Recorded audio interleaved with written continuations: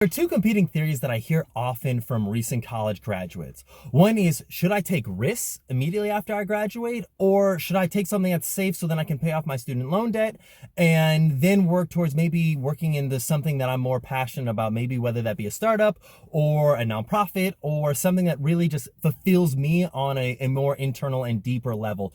And, my suggestion and my advice is, and obviously everybody's risk profile is different. So if you're someone who's very risk adverse, like, don't maybe follow this advice. But my big suggestion is go for the most risky, but potentially highest paying off option for you immediately after college. Because here's the thing, as you get older, what I've identified is that most people begin to have more financial obligations as they get older.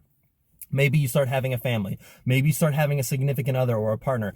Maybe you start taking on other financial obligations and you end up realizing to yourself, like, okay, I, didn't have these financial obligations when I was a recent graduate. Sure, I was paying off student loan debt, but I'm not, I didn't have it like I have it right now. And so it almost seems like it becomes less and less feasible to take on risks as you get older. So my strong suggestion is to focus on the areas that you are really passionate about right after college, even if it means not getting paid nearly as much as you possibly could.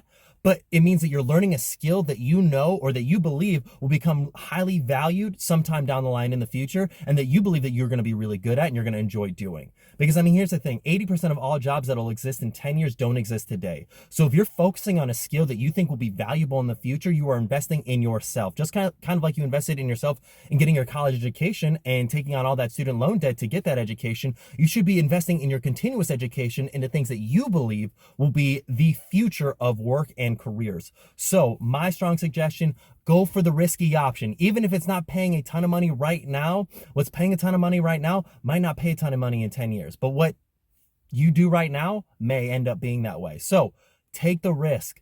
And by the way, depending on your risk profile, take whatever you determine as risky for you, but also that you believe is the future of what you want to be doing and where you want to be going. Because once you start taking on those financial commitments of like a family, having a partner, other, cars, other things that will weigh on you, it'll become less and less feasible for you to take on more risks. So that's just a quick tip on whether or not you should take a risky career or just, go in a path that you think might be the future of work immediately after college. And I think you should.